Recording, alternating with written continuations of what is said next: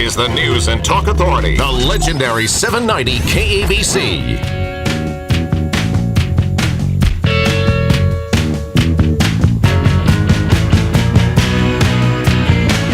Welcome back. Ledger, your host. You're listening to Ledger on the Law, 790 KABC, the authority for news and talk.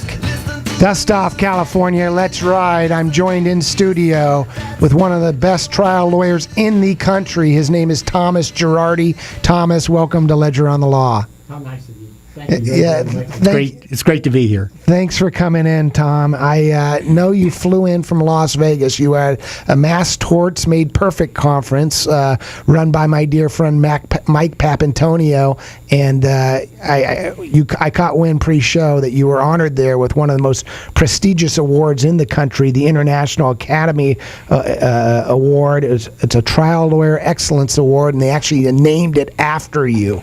Yeah, that was pretty nice, without a doubt.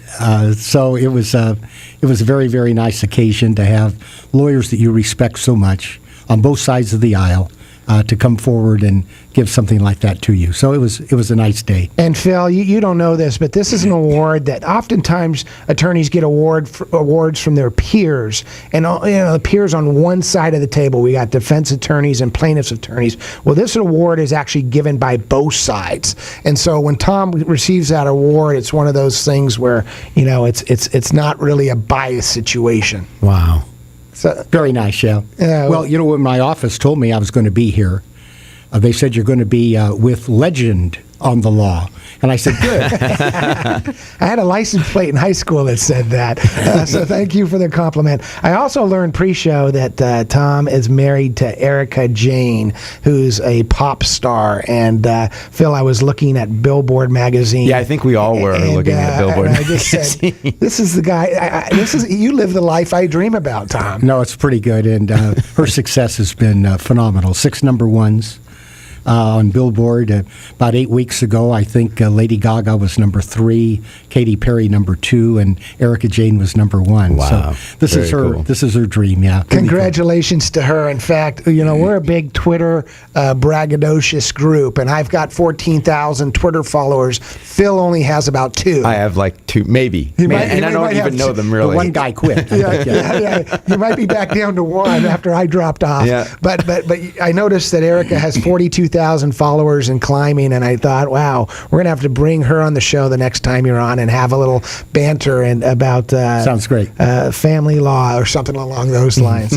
I want to jump into some current stories. And I'm not being a braggart, but I'm so proud to have you here.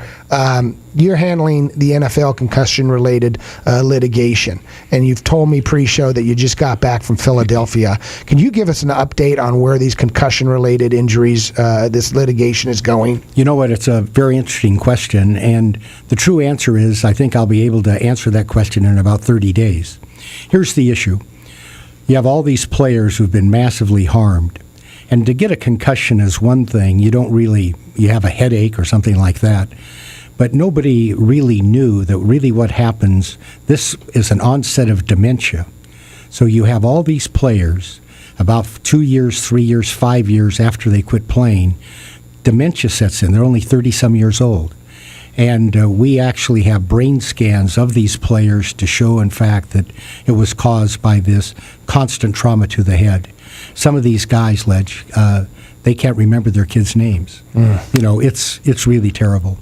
But there's a huge legal issue because all of the players belong to the Players Union, and under the Players Union contract, they say we won't sue the NFL. So these are cases against the NFL. The argument is, however, that if there is concealment of an issue, then the players can go forward. And we think that we've put together a terrific case of concealment, that the NFL knew all this stuff for years and years, even had studies done that showed that this is an onset of dementia, and that was always their little secret. So we'll see what the judge says. Is this all one case now, or are there a bunch of different cases going on? They're all under one umbrella. So there are a lot of cases out there filed by. But your firm has some of the most cases in the country. Is that right? How many cases does Gerardi and Keese have? There are probably 2,500 cases altogether, and our firm probably has half of them. But more importantly, the court has banned them all together. The court didn't want to listen to one guy talking about one case and one guy talking about his case, et cetera. So all the cases are under one blanket.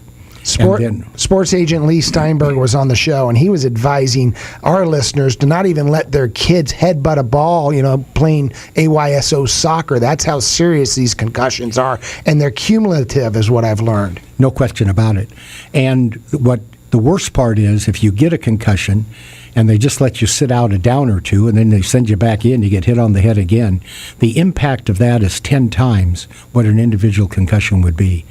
But it isn't, I can understand where a player would say, well, I could, get a concussion.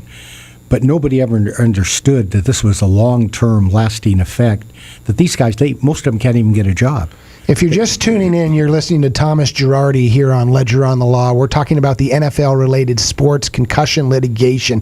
Thomas Gerardi's law firm, Gerardi and Keese, has about half of the pending cases. There's about 2,500 cases. He has half of them. If you want to chime in, if you think these are real cases, 800-222-5222, 800-222-KABC. If you have an opinion about these NFL-related concussion injuries, on past shows when we've talked about this, Tom, some listeners have called in and said, I get it for maybe a lineman or a receiver, but sometimes we have kickers that are putting these forward, and they're just surprised that a kicker, they think the kicker's on a cash grab. Well, that isn't really going to take place because you're going to have to prove your injury. That's all there is to it. Some of these guys are very, very badly hurt. Some of them have some problems, but they can be employed in the workforce and so forth. So in many of these cases, even though they're joined together, this will not be a case that everybody gets $10. This guy may get $5. This guy may get $20. This guy may get whatever. Explain that to our listeners. A lot of people who are not lawyers don't understand that sometimes a lawyer, and especially a personal injury lawyer, will take on a case, and they're doing so to conduct an investigation. They don't know the minute they sign that retainer that this is going to be a home run case or a very large case. Oftentimes, presumably your firm, after it does an investigation, drops the client because you don't think there's a cause of action. Well, you want to do the right thing by the client. And sometimes the right thing by the client is saying, you know what, this isn't going to work. There's a drug, for example. The client had a strange reaction to the drug. Is this a case? Is this a defective drug or not? So you have to do some research. And maybe this was something that was totally explained to the client. Maybe it's not a big deal, et cetera. So that case should not go forward. So I think all good lawyers try to measure twice and cut once. Nothing is worse than to get a client involved in litigation that isn't going to go anywhere. That's not good for the client. And then, on the other hand, to make sure that you give a careful analysis with good expert opinion to make sure that client has a good feeling about walking away if that's the decision. Tom, let me ask you specifically about the trial. When it's all these cases rolled in under one umbrella and you're going to try the case, are you bringing in people from each different, from all the different cases and presenting them at trial, or how does that work? The idea would be that they'd probably grab 5 or 6 players who had varying degrees of injury. Okay. And then try those 6 in front of a jury. What is this particular injury worth? What is this injury worth, et cetera? And that's, generally speaking, the way that these cases are done. In Vioxx litigation, for example, a bunch of people had heart attacks. Some people had congestive heart failure. So they set a couple of each types of those cases so they would get a handle on what the jury would say. Tom, I need to take a quick break. When we return, I want you to come back. We have a lot of callers holding, and I want you to take some of the calls. 800-222-5222. 800-222-KABC if you want to talk to the legendary Thomas Gerardi. We'll be right back after a very short break.